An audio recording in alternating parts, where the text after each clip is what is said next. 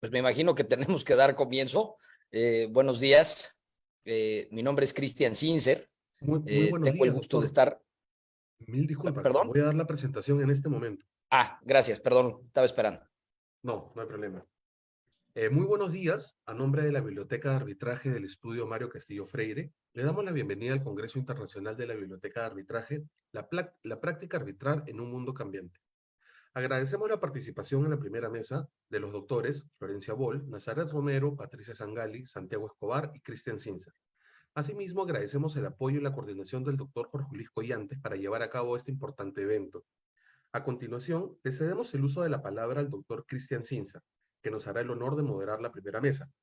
El doctor Sincer es licenciado en Derecho egresado de la Universidad Anáhuac del Norte, maestro en Derecho de Empresa por la Universidad Panamericana, grado obtenido con mención honorífica, y maestro en Derecho Constitucional y Derechos Humanos por el Centro de Estudios Jurídicos Carbonell.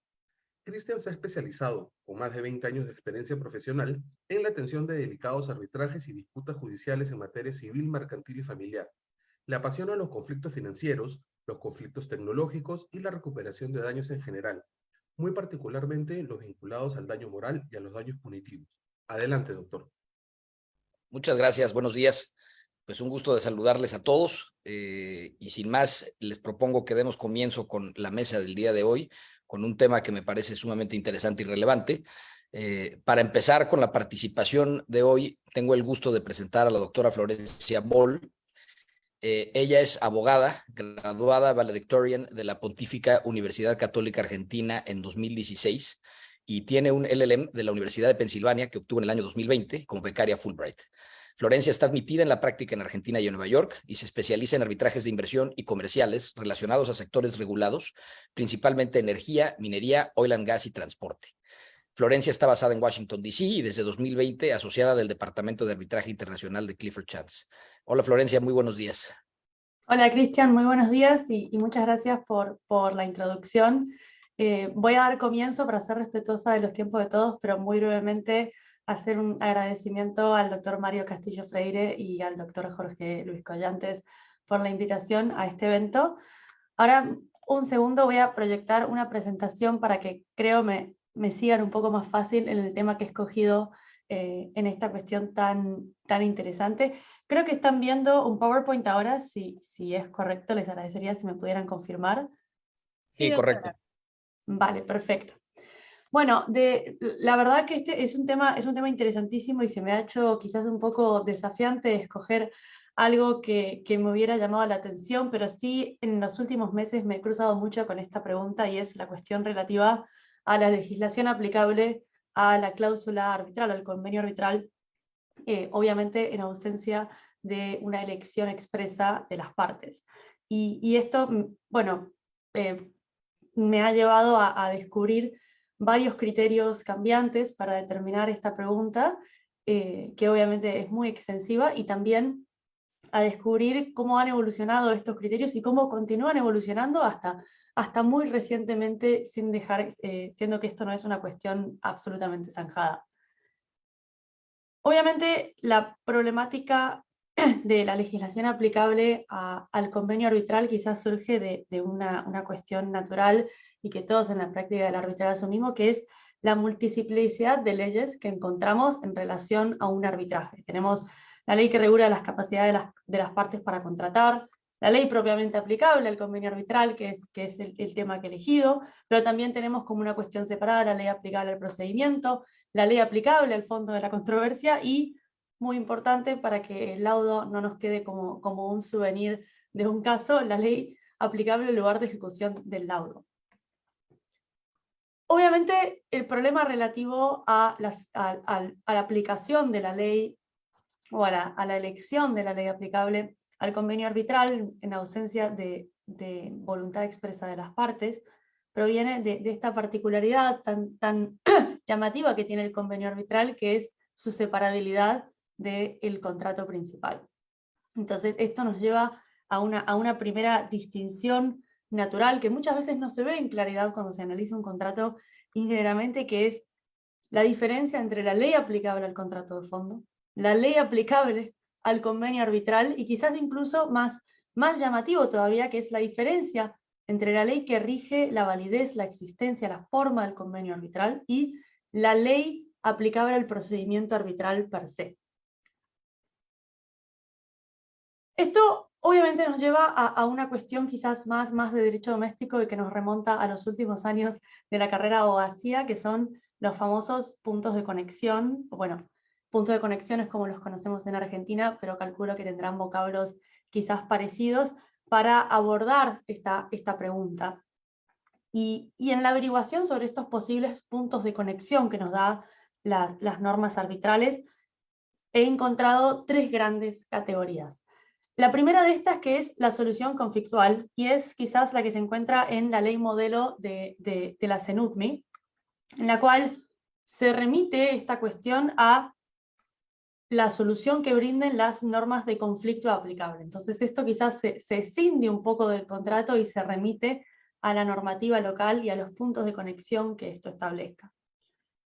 La segunda alternativa, quizás en cuestiones de puntos de conexión para resolver cuál es la ley aplicable al convenio arbitral, es la discrecionalidad del tribunal arbitral. Esta es una solución quizás mucho más amplia, pero es la que está receptada, por ejemplo, en las reglas del London Court of International Arbitration y el reglamento CENUCMI de 2010, en la cual se remite íntegramente a la discreción del tribunal arbitral, y ahora veremos en unos minutos cuáles son las posturas que han adoptado algunos tribunales arbitrales al respecto.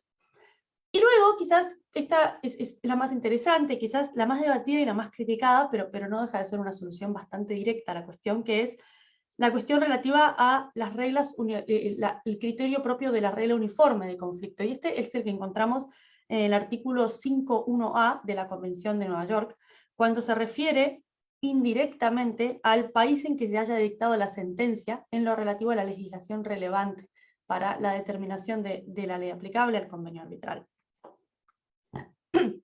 Entonces, quizás retomando un poco la complejidad y la riqueza de esta cuestión, nuevamente tenemos que una necesidad de encontrar la ley aplicable al convenio arbitral, que no surge en abstracto, sino que surge ya en el marco de un procedimiento arbitral comenzado cuando alguna de las partes plantea o cuestiona, propiamente dicho, la existencia o validez del convenio arbitral. Existe también la dificultad de que no hay una sola ley que rija todos los aspectos relevantes sobre el convenio arbitral. Por ejemplo, podemos tener una ley propia de la capacidad de las partes para celebrar el convenio arbitral y una ley muy distinta que aplique a la cuestión relativa a la arbitrabilidad objetiva de la cuestión. Entonces, no es una pregunta, quizás no es una pregunta con una solución única, sino que también es una cuestión de encontrar cuál es la respuesta específica al planteamiento, a la objeción concreta que se haya hecho al convenio arbitral, obviamente cuando no tenemos una ley específica que rija su validez y su existencia. Tenemos, bueno, obviamente, y con esto no quiero aburrirlos, pero distintos puntos de conexión que en su gran mayoría coinciden en las jurisdicciones relativo a los distintos aspectos que acabo de mencionar y que conciernen a la validez y existencia del convenio arbitral. Por ejemplo, la ley del lugar de celebración para la forma del contrato, la ley del lugar de esa celebración también en lo relativo a la ley de fondo que aplica al convenio arbitral. Pero más que aburrirlos con estos puntos de conexión que probablemente todos conozcamos, que sí quería pasar y un poco ilustrar estos criterios cambiantes en este mundo cambiante, que es lo que nos lleva a conversar esta mañana respecto al convenio arbitral, que son la distinta doctrina y jurisprudencia que se ha generado con respecto a esta pregunta, que pareciera que está un poco lejos de encontrar una solución pacífica. La primera postura quizás que podemos encontrar es una postura estricta, en la cual la ley aplicable al contrato de fondo o la ley aplicable a la sede del arbitraje no implica para nada una presunción o una especie de basamento sobre el cual se tenga que presumir que esa misma ley aplica al convenio arbitral. Esta, por ejemplo, es la postura que tiene Gary Bourne, más local en Sudamérica, la postura que expone Sánchez Lorenzo al respecto. y marca justamente de manera muy estricta una separación marcada entre estas leyes, sin duda muy relevantes para el contrato de fondo y para el arbitraje en sí, y la ley que marca la validez y la existencia del convenio arbitral. Y quizás un poco que grafica de forma más evidente esta distinción entre las distintas leyes que rigen un procedimiento arbitral o que nos encontramos en un arbitraje. La segunda postura, que es una postura más bien flexible y que considera, especialmente en el marco de los arbitrajes internacionales, los distintos factores internacionales que se han tenido en cuenta al elegir la sede y la ley aplicable al contrato, en la cual pueden funcionar como factores relevantes, pero más bien a lo que se atiende es a la voluntad de las partes, a estas partes de nacionalidades distintas en un convenio, un negocio internacional, qué factores relevantes le han prestado atención y de ello inferir cuál es su voluntad específicamente con respecto a la del convenio arbitral, que puede o no coincidir, por ejemplo, con la ley de fondo del contrato. Y sobre estas dos posturas, quizás el problema es cómo llegamos a una solución concreta. Y es aquí quizás donde encuentro la mayor riqueza de este mundo cambiante, que es las distintas soluciones que han adoptado tanto distintas cortes como tribunales arbitrales para resolver la cuestión.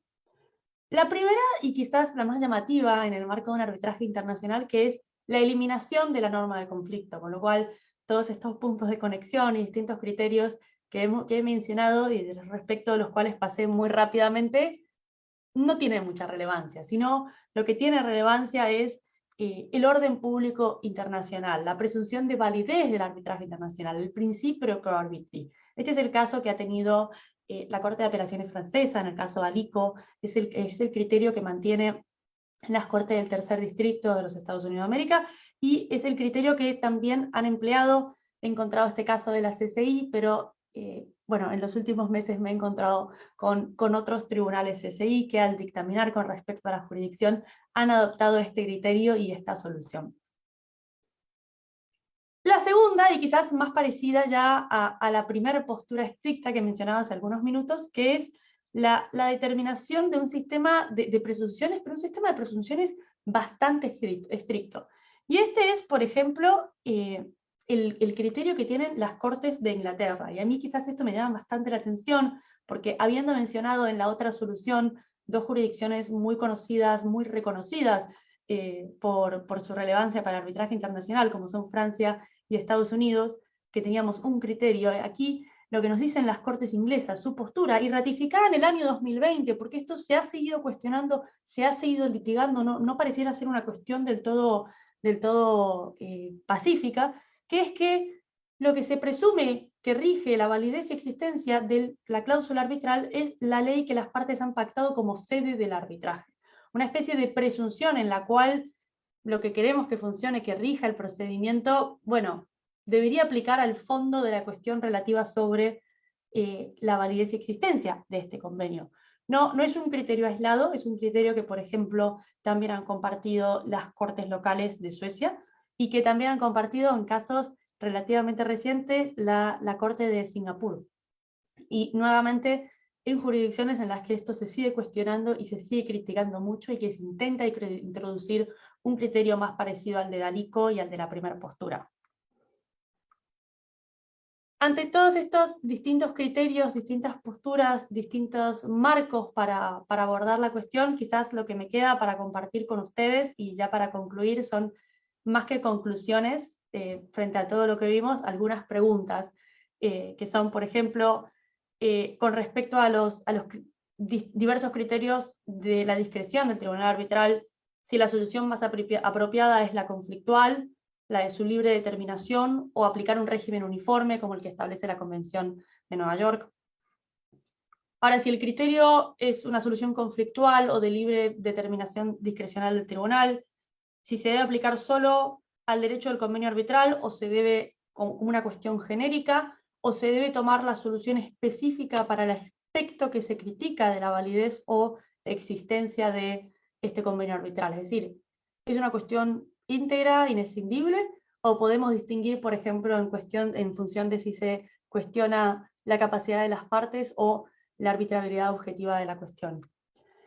Y por último, y quizás la pregunta más polémica en la doctrina que ha autorizado esto, que es, bajo el enfoque conflictual, si se debe orientar a la eliminación de la norma de conflicto, de la solución conflictual, y aplicar un criterio general de internacionalización de la cuestión relativa a la validez y a la existencia del convenio arbitral.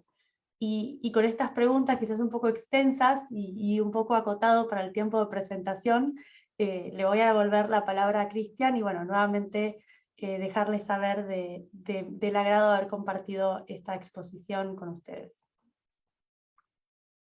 Muchísimas gracias, Florencia. Muy interesante tu exposición y sí, como dices, pues es un tema sumamente relevante, ¿no? Porque sobre todo, cuando menos en las jurisdicciones en las que a mí me ha correspondido participar, la validez del convenio arbitral así que ya empieza a ser una cosa de oficio, ¿no? Que las partes que cuestionan independientemente de si esté bien o mal hecha y esta es una cosa relevante para tomar en cuenta y para determinar cómo podemos pues, tratar de resolver esto antes de que el problema suceda, ¿no?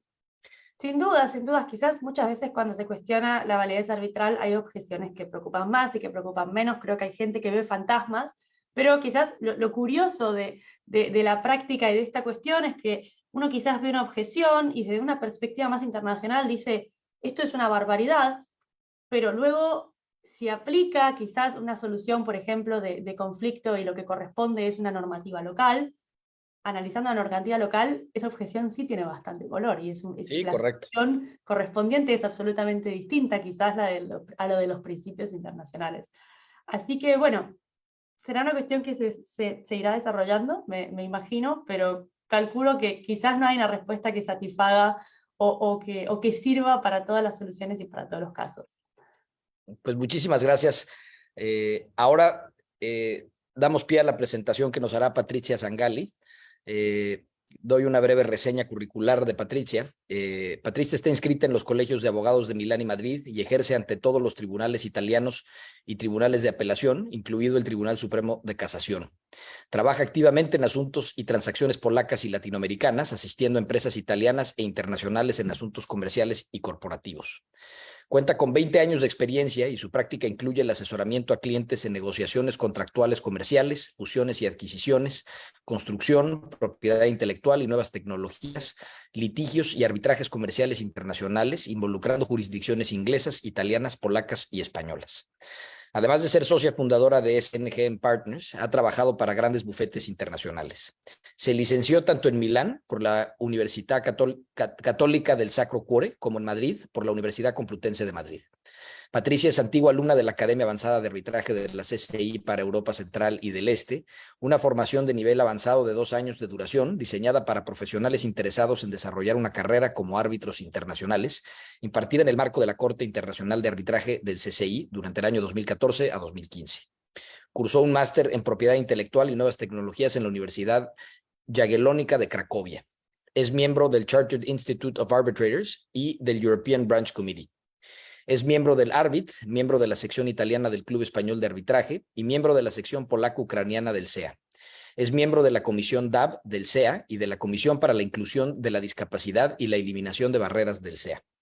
Actúa como árbitro en la Cámara Nacional e Internacional de Arbitraje de Milán y figura como árbitro en la Corte Leviatán de Arbitraje de Varsovia, además de en la lista de árbitros de la OMPI y en otras instituciones arbitrales. Ha actuado como asesor en numerosos arbitrajos bajo el reglamento de la CCI, el reglamento de la Cámara de Arbitraje Internacional de Milán, la CNUDMI, ADOC y otras instituciones arbitrales. Patricia Sangalli fue miembro de la subcomisión redactora del Código de Buenas Prácticas Arbitrales del Club Español de Arbitraje, publicó artículos sobre arbitraje internacional para Il Sole 24 Ore, es coautora del International Construction Contract Law de Lucas Klee, publicado por Wiley Blackwell, y publicó artículos para el Romanian Arbitration Journal y la revista de la Asociación Rusa de Arbitraje. Es ponente en conferencias internacionales y habla con fluidez inglés, polaco, español e italiano y tiene conocimientos básicos de ruso. Patricia, buenos días. Bueno, muchísimas gracias, Cristian, por la amable presentación. Y quiero, antes que nada, agradecerle también al estudio Mario Castillo Freire y al doctor Jorge Luis Collantes por la amable invitación y para compartir hoy este día de trabajos con excelentes compañeros y ponentes. Y gracias a ti por tu moderación y todo el trabajo detrás de este día. Bueno, voy a compartir hoy una presentación, una pequeña presentación con ustedes. Si me puedes confirmar si la podéis ver. Sí. Ok. Solo un momento, porque yo tengo aquí que no la veo yo. Y entonces, espera. A ver si puedo quitar esto de aquí. Oh, aquí. Bueno, yo voy a hablar hoy del convenio arbitral y de la patología del convenio arbitral. El convenio arbitral, como ya adelantó Florencia, tiene muchísimos aspectos y yo hoy me voy a enfocar en este. El convenio arbitral no en un contrato o como acuerdo independiente deberá expresar, como ya adelantó Florencia, justamente la voluntad de las partes de sometimiento a arbitraje.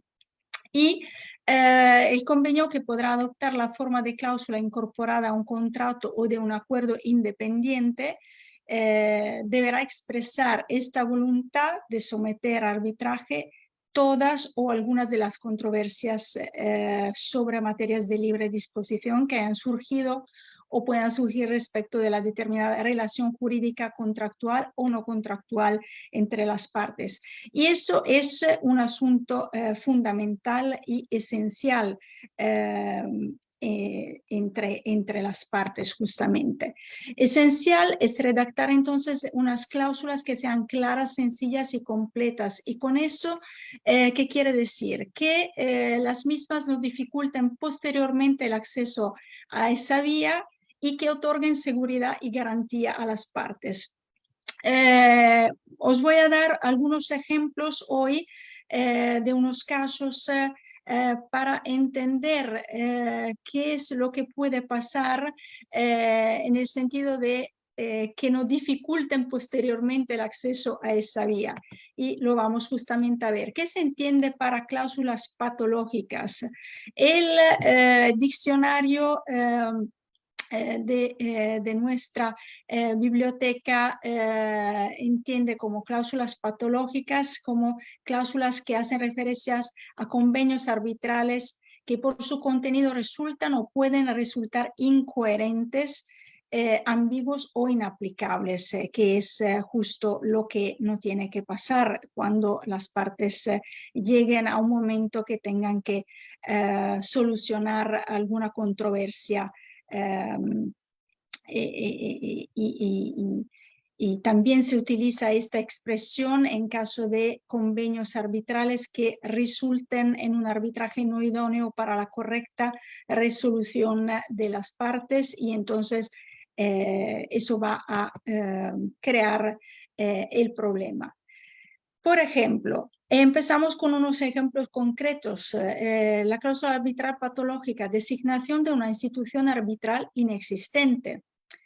Debe considerarse nula y en consecuencia por no puesta dicha cláusula, o debe entenderse defectuosa la misma en su designación, pero válida en la intención de las partes de someter la discrepancia a un procedimiento arbitral, o habría que solicitar la designación judicial de árbitros.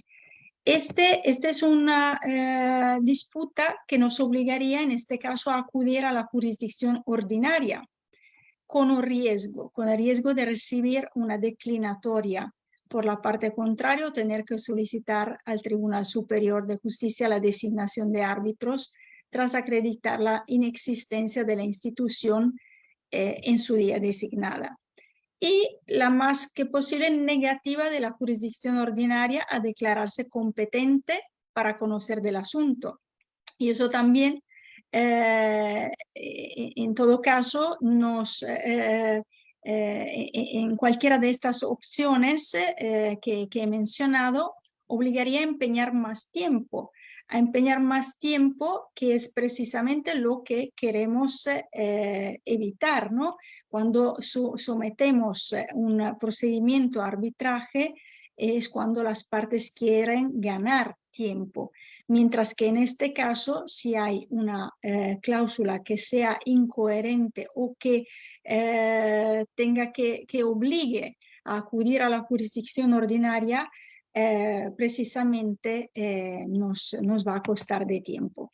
¿Y cuáles pueden ser los problemas? Los problemas de cláusula arbitral no suficientemente clara de voluntad de las partes de someterse a arbitraje. Y asimismo existen oportunidades en donde se estructura un convenio, por ejemplo, sin indicar las reglas de arbitraje o la institución arbitral, como hemos visto el caso de la institución arbitral inexistente, o las llamadas cláusulas en blanco. También son consideradas patológicas cláusulas con determinación de un arbitraje facultativo y aquellas con determinación de arbitraje y jurisdicción ordinaria, o sea, ambas como métodos de solución de controversias alternativos. Justo ahora estamos enfrentando un caso donde hay una cláusula arbitral que es evidentemente patológica porque es una cláusula donde, justo lo que estoy diciendo, comentando ahora, hay la posibilidad de las partes de acudir a arbitraje si se ponen de acuerdo, sin la indicación de todas formas de las reglas de arbitraje, de la institución arbitral, ni siquiera la sede, nada de nada, y en caso no se pongan de acuerdo, la facultad de las partes de acudir a jurisdicción ordinaria. Entonces, ¿cuáles son los elementos esenciales que os quiero indicar aquí? Que el convenio arbitral produzca inequívocamente la obligación de las partes de someterse a arbitraje, que el convenio evite la intervención de cortes judiciales, que el convenio delegue expresamente la competencia al árbitro para dirimir sus controversias y que el convenio sea favorable a la conducción del procedimiento arbitral hasta la producción del laudo arbitral. Os voy a presentar este caso, un caso CCI, el 19127, que versó sobre una controversia surgida entre dos socios de una joint venture, un socio francés y socio danés, producto de la falta de pago del último a favor del primero, luego de que se haya ejecutado satisfactoriamente un contrato en el estado de Senegal.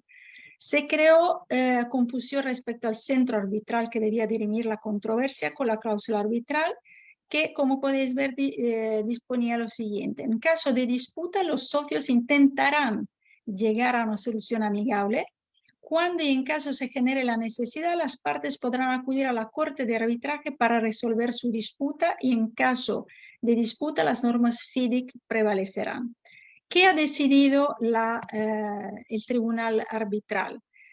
Que la cláusula arbitral es una cláusula arbitral patológica y que no mencionaba el lugar de arbitraje ni la institución a cargo del arbitraje, y la interpretación de la cláusula basada en su literalidad y en la subsecuente conducta de las partes conllevaba a la conclusión de que las partes no tuvieron una intención común de someter sus disputas bajo el contrato a la Corte de Arbitraje de la CCI.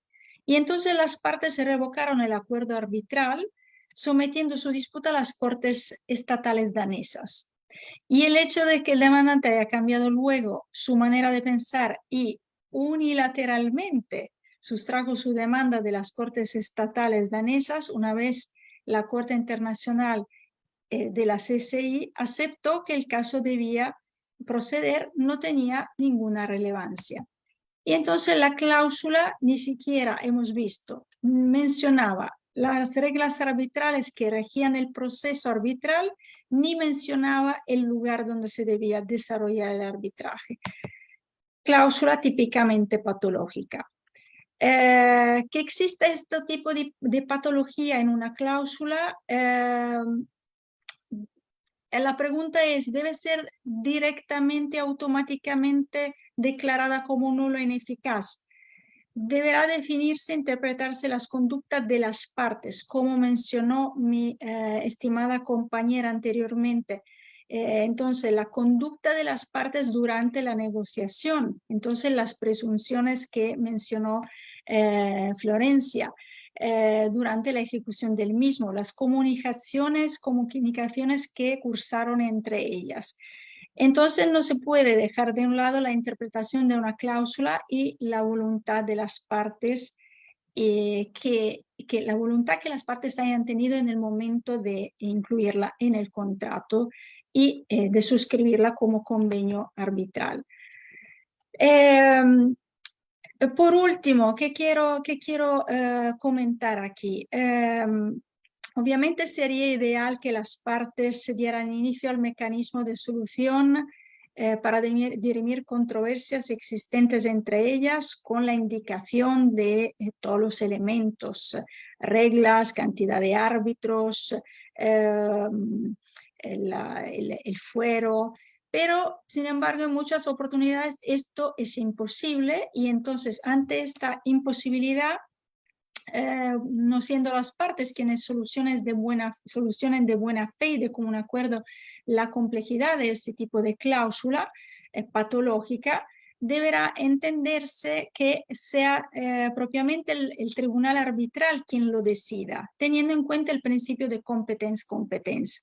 Y también se entiende que deberá ser el tribunal arbitral quien interprete y califique la cláusula arbitral patológica en base al principio de favor arbitrum.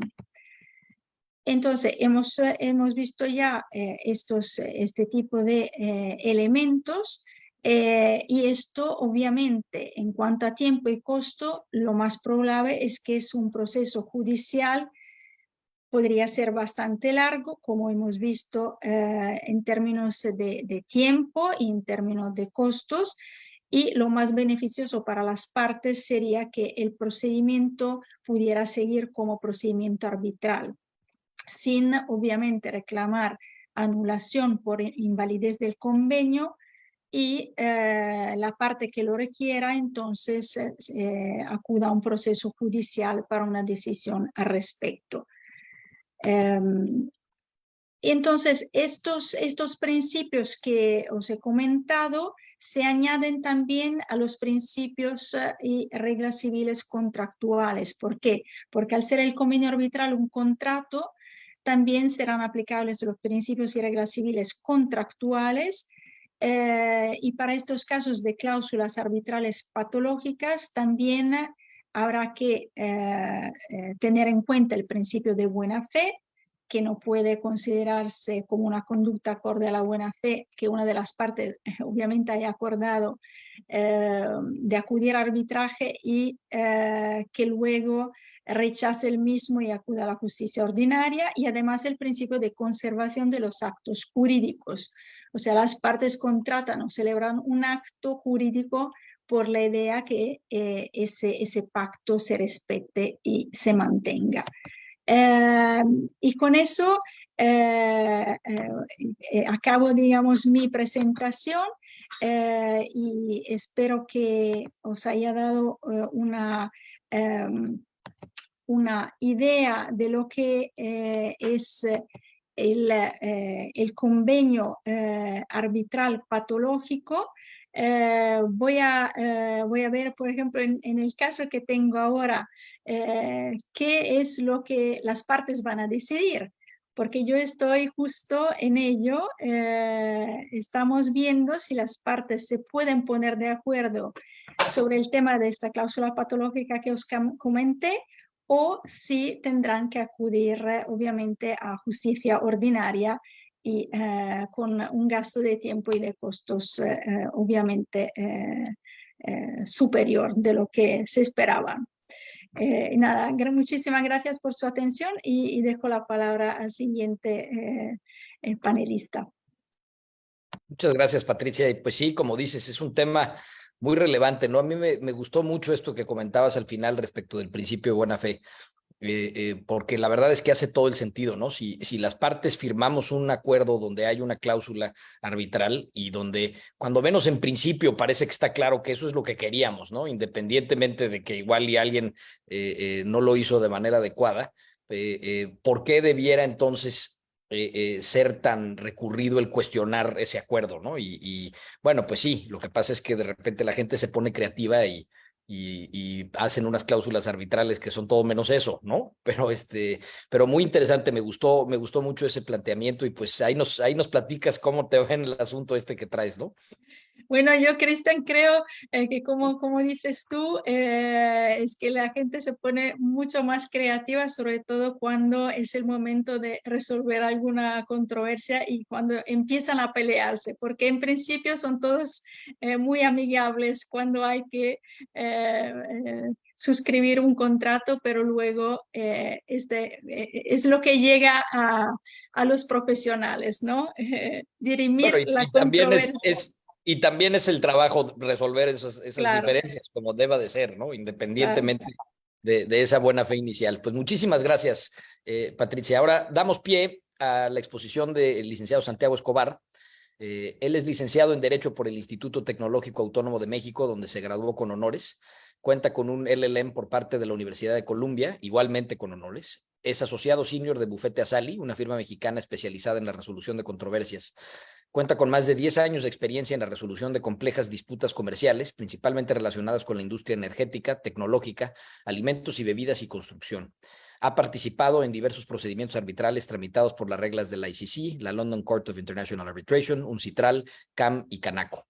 Entre otros casos relevantes y que son del conocimiento público, Santiago representó a los contratistas en el arbitraje tramitado por Omega Construcciones Industriales, Sinohydro Costa Rica y otros en contra de la Comisión Federal de Electricidad relacionado con la construcción fallida del proyecto hidroeléctrico Chicoacén 2.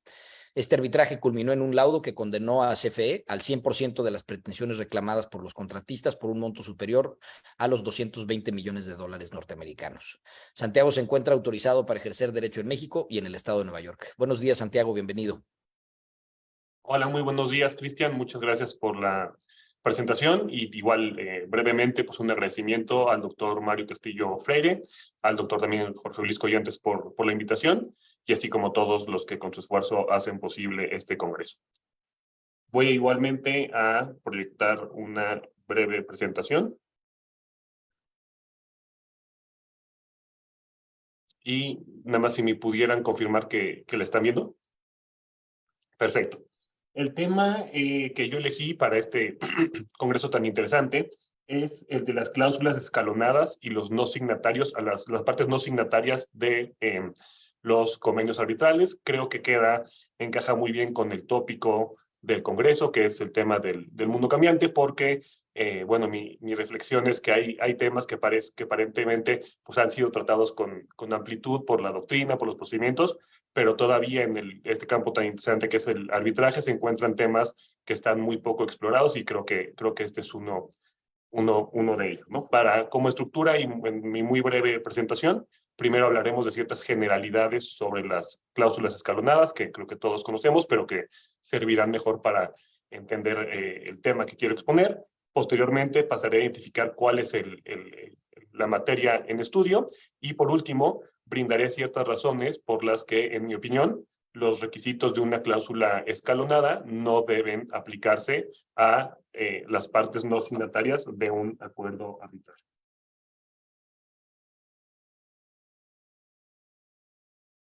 Ok, primero empezamos con qué es una cláusula escalonada.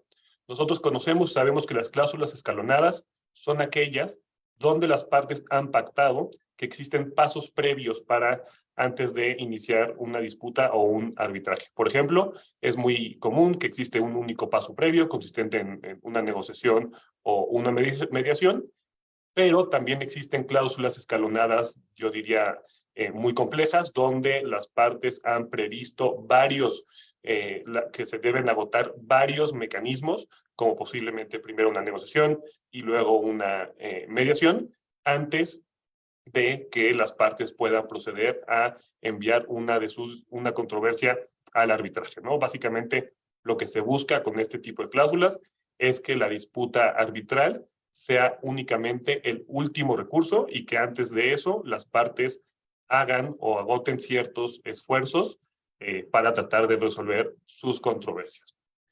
Se dice, y creo que esto es correcto, que las cláusulas escalonadas permiten a las partes, de cierta manera, tener en cuenta cuál es la mejor forma de resolver los conflictos atendiendo a su situación particular, ¿no? Y son especialmente usadas en contratos de construcción e ingeniería a largo plazo que se encuentran basados o se fundamentan en la cooperación y la buena fe que debe imperar durante estas relaciones a largo plazo, ¿no?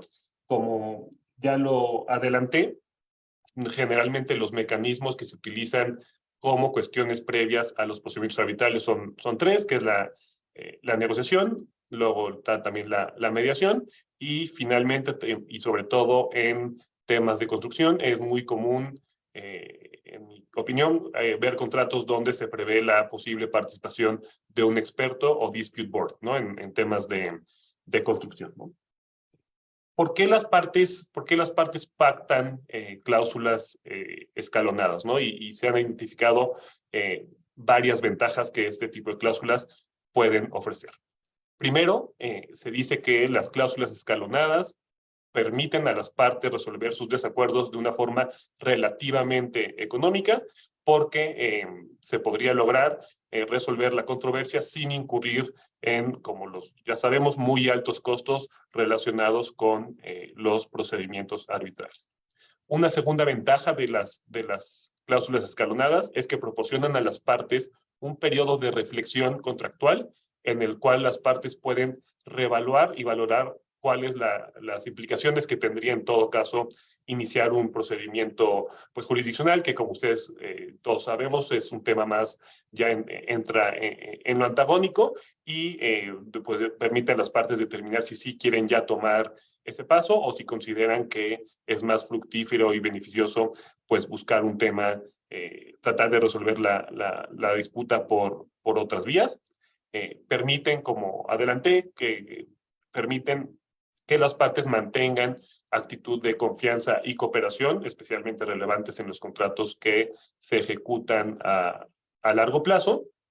Y otra ventaja que tienen las cláusulas escalonadas, y en este caso muy especialmente el tema de las determinaciones de experto o de dispute board, es que permiten limitar cuáles son las cuestiones que pasan al arbitraje, pues en muchas ocasiones las partes someten una disputa, por ejemplo, técnica, ¿no? al experto o dispute board y están de acuerdo en que únicamente, por ejemplo, las cuestiones jurídicas que deriven de esa controversia pasen al arbitraje, pero mantienen o respetan la opinión técnica que el dispute board o experto ya formó, ¿no? Entonces son esas ventajas.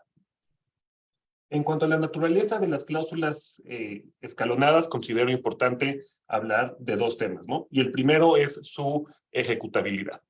Muchas veces creo que nosotros cuando entendemos una cláusula escalonada no tomamos en cuenta o no reflexionamos que existen varias posibilidades por las que un tribunal se podría negar a ejecutar una cláusula arbitral.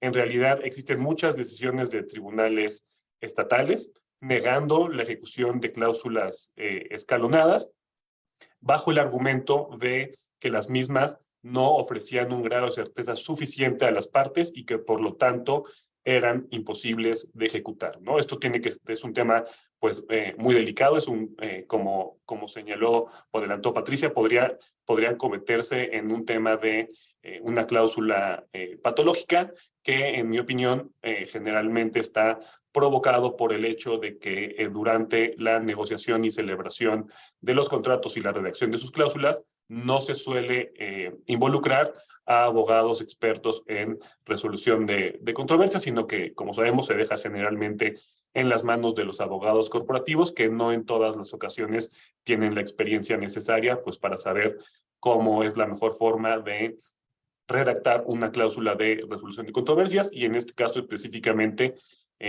de una cláusula escalonada, ¿no? Entonces existen, digamos, ciertos tips o recomendaciones que deben seguirse para lograr que una cláusula escalonada tenga el suficiente grado de certeza y que por lo tanto sea ejecutable. Entre otras, algunas de las recomendaciones que se tratan en la doctrina es que debe haber plazos claros y determinables para el agotamiento de cada paso previo al arbitraje. Por ejemplo, debe decirse qué implica la negociación y cómo puede probarse, cuándo finaliza una etapa y comienza la siguiente. Son cuestiones que deben quedar muy claras, ¿no? Se recomienda siempre que haya un evento indisputable, ¿no? Por ejemplo, el envío de una notificación en el sentido de que la parte que quiere iniciar la controversia ya ha agotado el mecanismo previo para pues ofrecer certeza a los tribunales, en este caso al tribunal arbitral, de que se agotó el procedimiento previsto en la cláusula escalonada. Un tema importante también debe ser no perder de vista el mantener la obligatoriedad del procedimiento arbitral. Hemos encontrado en la práctica cláusulas donde se señala que las partes pueden remitir su controversia a un tribunal arbitral en caso de que no haya un acuerdo previo, lo que, como sabemos, en muchas ocasiones pudiera dar lugar a la inejecutabilidad de la cláusula arbitral. Otro tema, otra recomendación para lograr la ejecutabilidad y certeza de las cláusulas escalonadas es no incorporar requisitos subjetivos. Por ejemplo, también me ha tocado ver en la práctica donde se menciona que las negociaciones deben hacerse de buena fe, ¿no? Y pues como todos sabemos, probar si una negociación se hizo o no de buena fe, pues es una cuestión muy difícil, ¿no? En este caso creo que el tema es, o la moraleja es que hay que tener mucho cuidado en cómo se ejecutan las cláusulas escalonadas para lograr que las mismas sí permitan a las partes saber qué es lo que tienen que hacer y, por lo tanto, ofrezcan un grado de certeza necesarios para ejecutarse.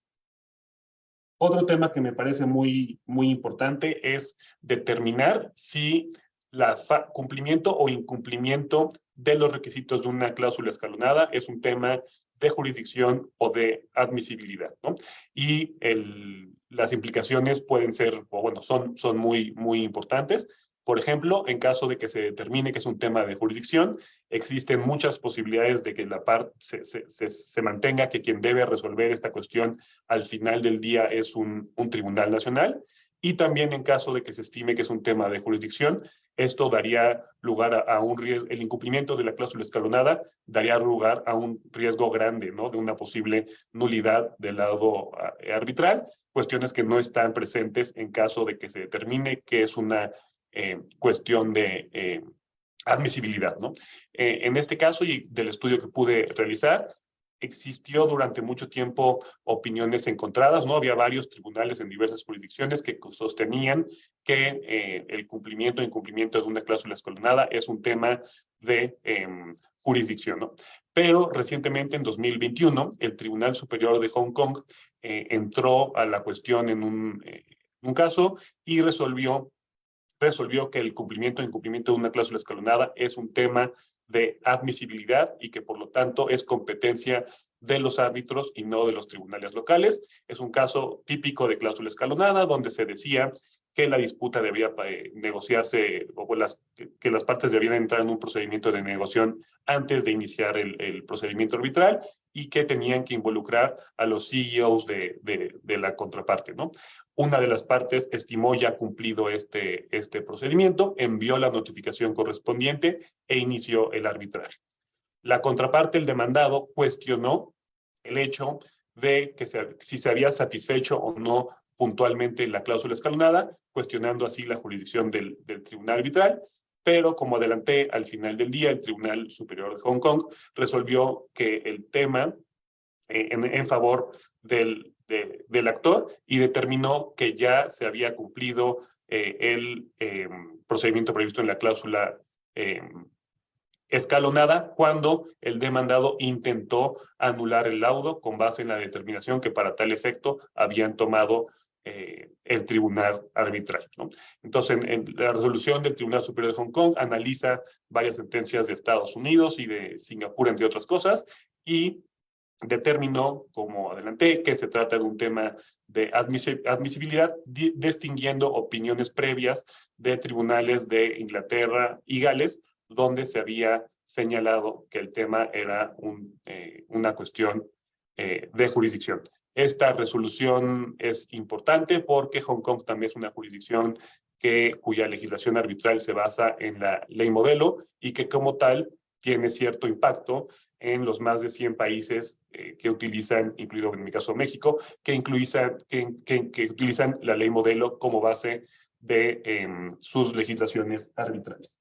Y por último, en cuanto a un tema que escuché el dato hace poco y me llamó de verdad poderosamente la atención, en 2014, que ya tiene un rato, pero creo que la estadística es válida, el Dispute Resolution Board Foundation publicó estadísticas señalando que en el 98% de los litigios, bueno, en el 98% de los contratos que preveían una dispute board no procedieron a un arbitraje, sino que los conflictos que se suscitaron fueron resueltos precisamente mediante el experto o dispute board que las partes habían pactado, ¿no? Entonces creo que esta estadística donde se tiene que solamente en el 2% de los casos se pasó al arbitraje, habla enormemente de la efectividad de las cláusulas escalonadas, específicamente en este caso en los arbitrajes de construcción, y donde los dispute boards pues, están bastante avanzados en algunas jurisdicciones. Creo que con esto termino la introducción sobre las cláusulas escalonadas y entrando propiamente al tema que quiero tratar es el siguiente, ¿no?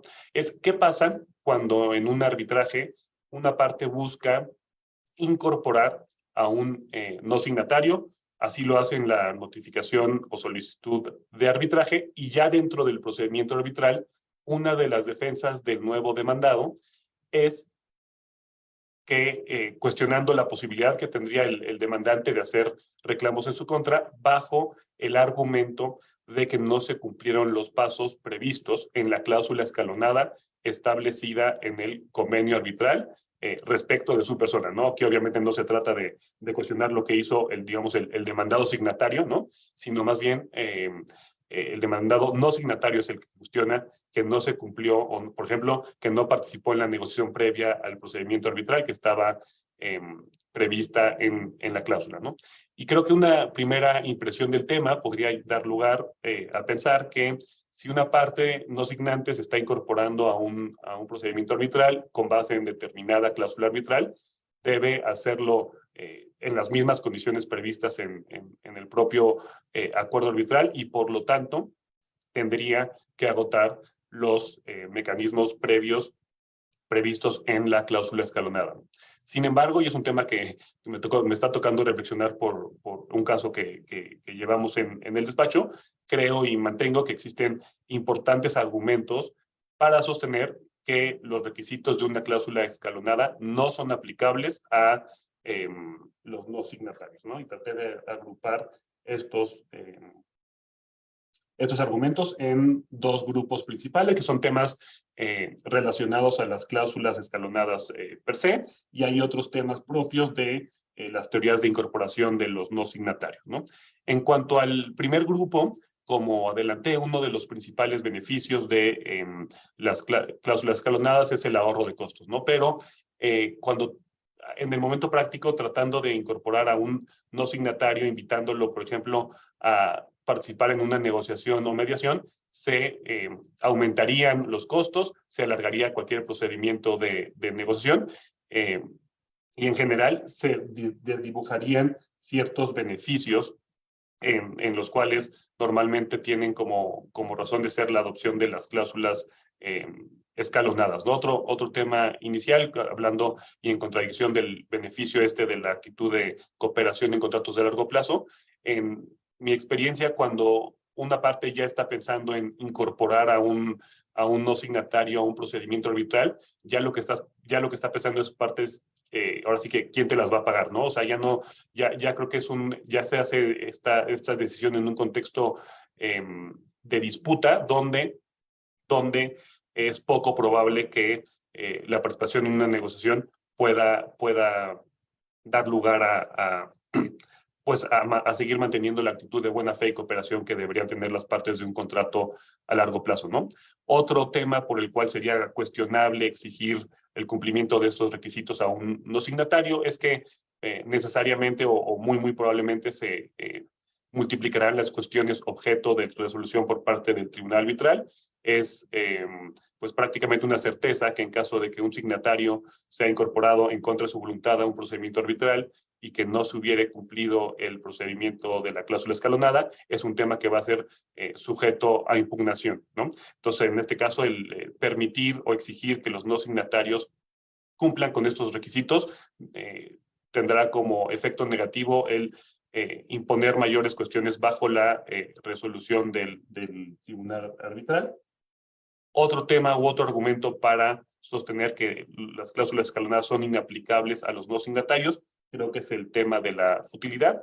Como sabemos, existen ciertas excepciones a las cláusulas escalonadas y una de ellas es la futilidad, donde un tribunal arbitral puede determinar que sería ilógico sujetar a una parte al cumplimiento de una cláusula escalonada cuando de ella no vaya a salir nada provechoso, ¿no? O sea, cuando ya haya pocas posibilidades, por ejemplo, de que la negociación sí desemboque en un acuerdo, ¿no? Entonces, en este caso, mantengo que es prácticamente imposible que una parte no signataria de una cláusula arbitral primero acepte participar, por ejemplo, en una negociación o mediación previas y, más aún, sostenga o acepte, ¿no?, su responsabilidad en la controversia y su incorporación al procedimiento, ¿no? Un tercer tema, un tercer grupo de... Santiago, disculpa que te interrumpa, perdón, pero tenemos un poco encima el tiempo. Perdón, ¿eh?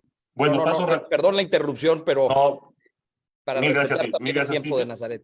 Sí, perdón, resumo rapidísimo, y existen también razones propias a las teorías de los no signatarios. Por ejemplo, si se busca la incorporación con base en la teoría del grupo de compañías, al final del cuenta se podría tomar que se trata de una única entidad económica, de forma tal que la entidad no signante participó en el procedimiento de negociación o mediación a través de la parte relacionada o subsidiaria. Y nada más rapidísimo señalando, por ejemplo, si la incorporación se realizara bajo la teoría del velo corporativo y lo que se quiere al final del día es prevenir un abuso, sería ilógico sujetar o premiar a la parte que utiliza a la entidad signante como un vehículo, con el beneficio que generaría en su favor el agotamiento previo de una cláusula escalonada, ¿no? Entonces, creo que con eso puedo concluir mi presentación. Muchas gracias a todos y perdón por lo largo de la misma. Gracias. Gracias, Santiago. Pues sí, como dices, un tema muy interesante y muy en línea con la temática del tema que nos tiene aquí en este congreso, que es pues este mundo cambiante donde cada vez empezamos a ver más este tema de las cláusulas escalonadas y bueno, el uso de los dispute boards, que no es nuevo, pero que sin duda es muy efectivo, ¿no? Y muy claro. Muchas gracias. Y pues finalmente les presento a Nazaret Romero. Nazaret es abogada del Ilustre Colegio de Abogados de Madrid, el ICAM, desde 1990, árbitro, member del Chartered Institute of Arbitrators y miembro del comité directivo del European Branch y así como fundadora del Iberian Chapter del mismo Chartered Institute, socia en Oboli, Frugoni Romero, Arbitration Litigation, responsable del área de arbitraje de litigación internacional, experta externa en la Dirección General de Justicia Interior de la Comisión Europea y forma parte de las listas de árbitros y expertos en Trade and Sustainable Development Experts de la Dirección General de Comercio de la Comisión Europea en disputas bajo tratados bilaterales de libre comercio de la Unión Europea con terceros países, miembro de la Real Academia de Jurisprudencia y Legislación de España, socia de Arbitral Women, copresidenta de la sección ADRs del Ilustre Colegio de Abogados de Madrid, y de 2000 a 2008 directora de Relaciones Internacionales del propio ICAM, mediadora internacional, profesora en distintas universidades sobre arbitraje, ADRs, Law and Economics y Derecho Internacional. Nazaret, buenos días, muchas gracias. Buenos días, muchísimas gracias, Cristian, y reitero al estudio Mario Castillo Freire y al infatigable Jorge Luis Collantes, también como han hecho mis copanelistas, y a todo el equipo técnico. Macarena, muchísimas gracias, y audiencia, gracias por estar ahí. Yo, viendo mis compañeros, le doy también al convenio arbitral otra información, apreciada audiencia, y voy a hablar del convenio arbitral desde España, Madrid, Puerta de Alcalá, y voy a centrarme en España, la técnica jurídica del arbitraje como fórmula extrajudicial de resolución de conflictos no es novedoso. Tenemos la ley de arbitraje 60/2003. Si bien los orígenes del arbitraje a mí me gusta reiterar o remarcar que se remontan más allá de la Magna Grecia y la antigua Roma. Perdón que yo aquí me... Sí. Bien. Como decía, hoy, 2023, es importante hacer a la audiencia conocedora del convenio arbitral desde España, fruto de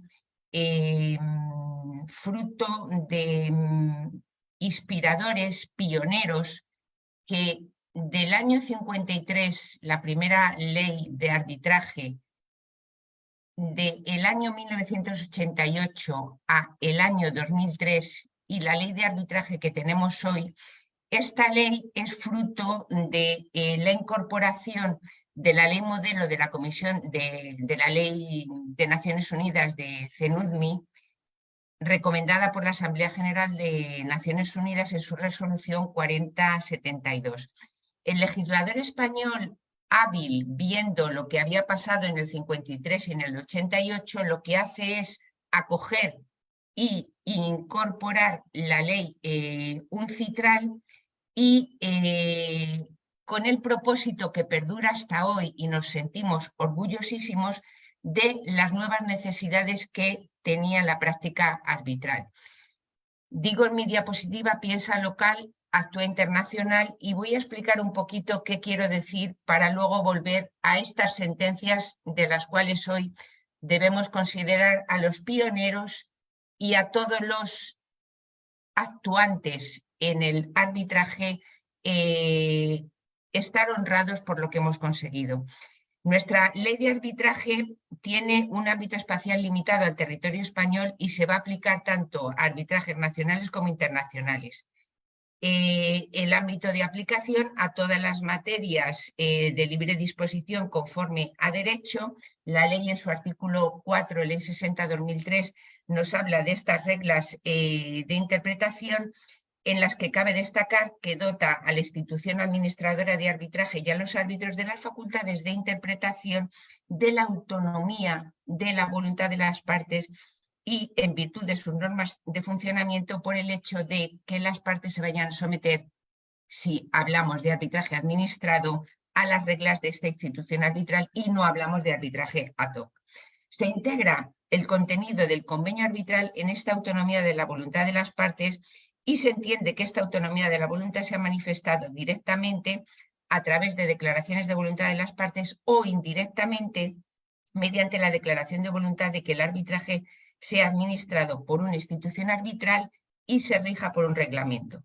Respecto a este convenio arbitral, cabe destacar que podrá adoptar la fórmula de cláusula incorporada a un contrato o a un acuerdo independiente. Deberá expresar la voluntad de las partes de someter a arbitraje todas o alguna de las controversias que hayan surgido o puedan surgir respecto de una determinada relación jurídica, contractual o no contractual.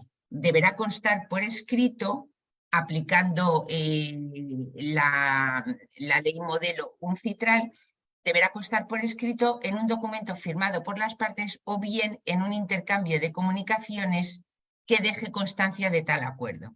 Se considerará incorporado al acuerdo entre las partes el convenio arbitral que conste en un documento al que ésta se haya remitido en cualquiera de las formas establecidas como anteriormente he dicho.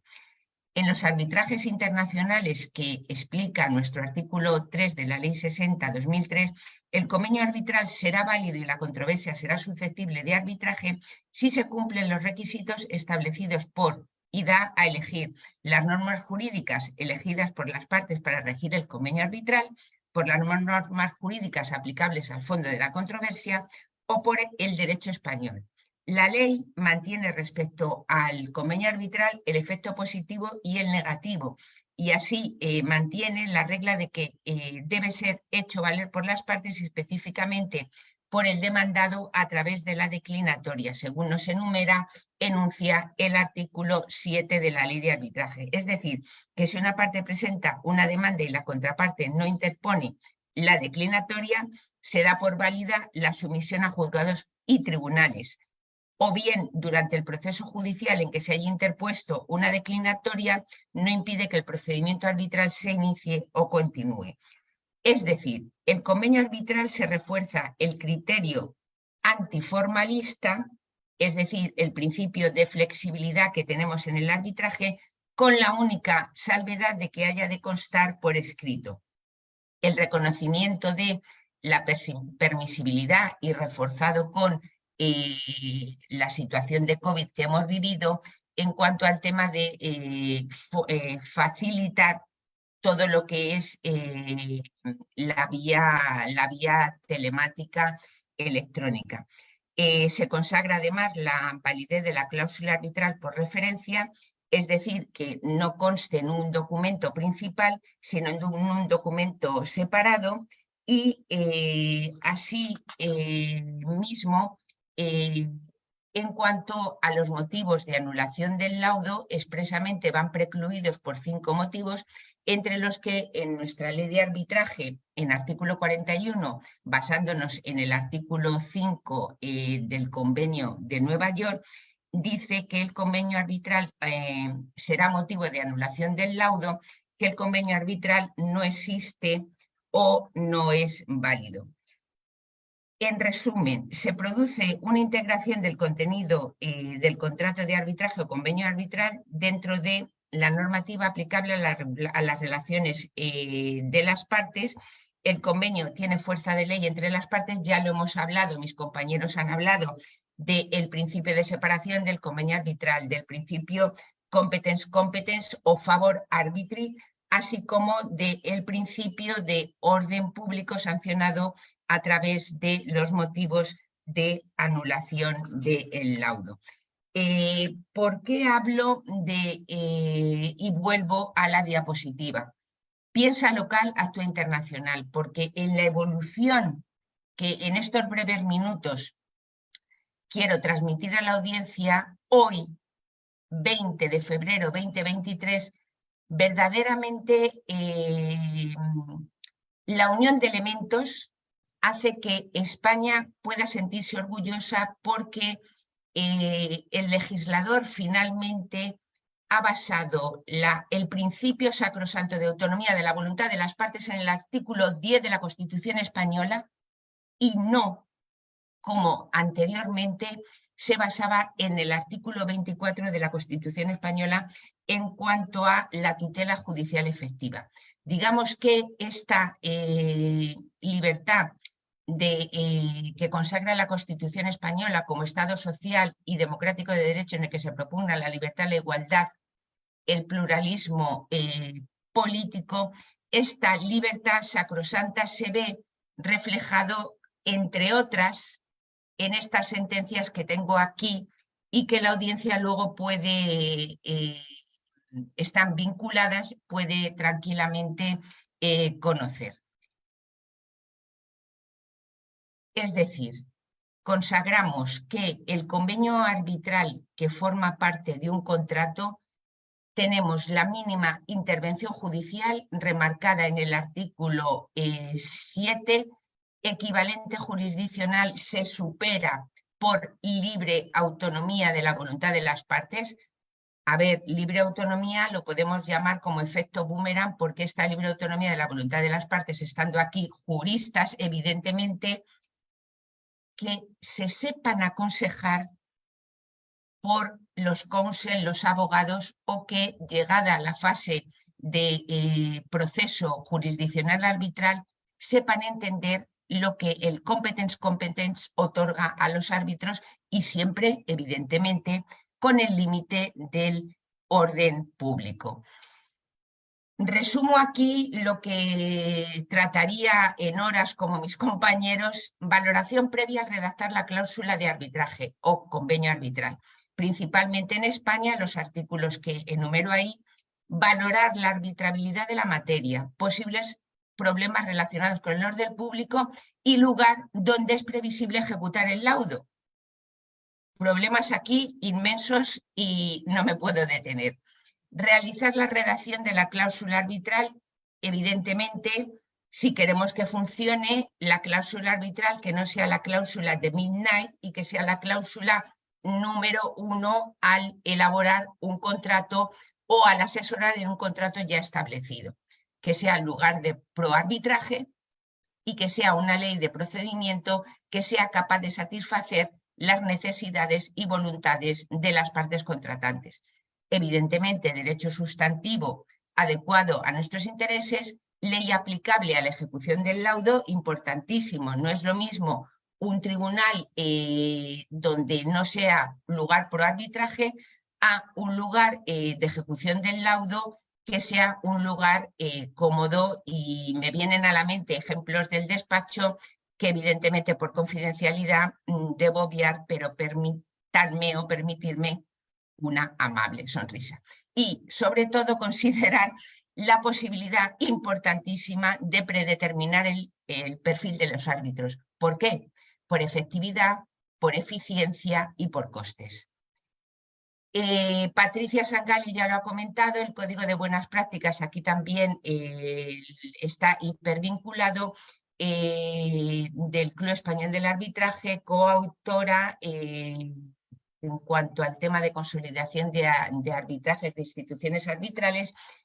Lo traigo hoy porque estamos hablando de la biblioteca sabiamente creada por Mario Castillo Freire y su equipazo, y me parece que este código y los anexos que contiene son útiles para nuestra audiencia si quieren profundizar en el convenio arbitral y cómo redactar un convenio arbitral o cómo redactar un reglamento de arbitraje, así como no me he detenido en lo que es la cláusula, el artículo 11 bis que incorpora la ley de modificación de la ley de arbitraje 60-2003, que es la ley, el Real Decreto de 11-2011, que incorpora el arbitraje estatutario. Y también hago referencia a las guías útiles de soft law que tenemos en el Charter Institute of Arbitration y que pueden ser útiles también para nuestra audiencia.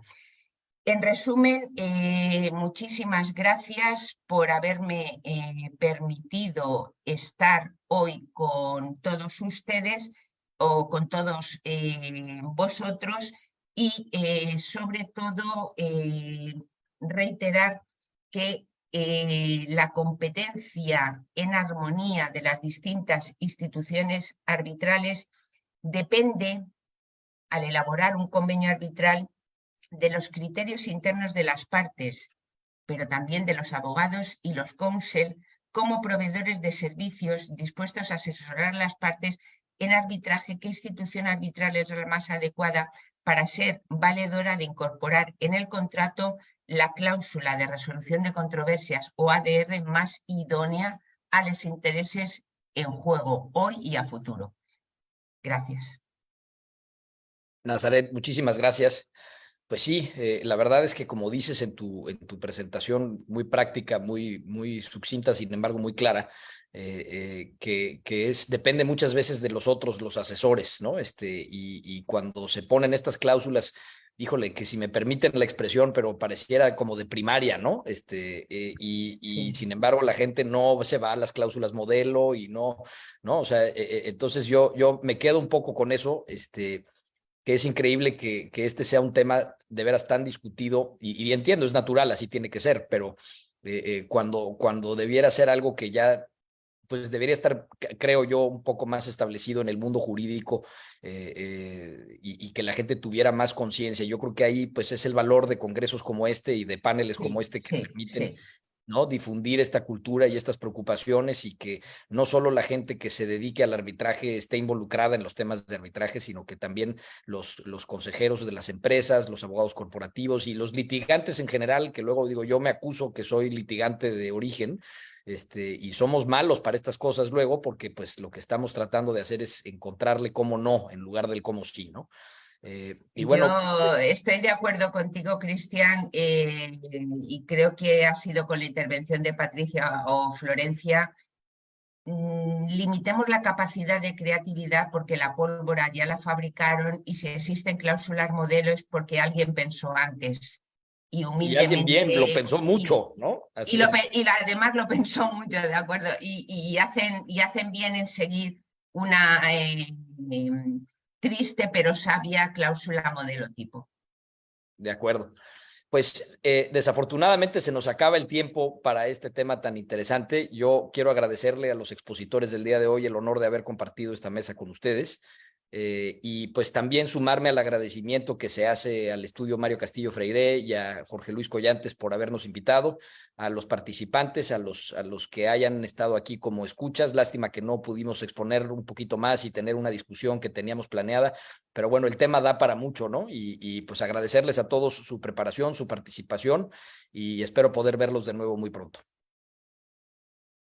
Muchísimas gracias, estimados doctores. Los esperamos a la 1:00 p.m, hora de Perú, para el inicio de la segunda mesa. Gracias. Muchas gracias. Gracias. Muchísimas gracias. Gracias. Gracias. Adiós. Adiós.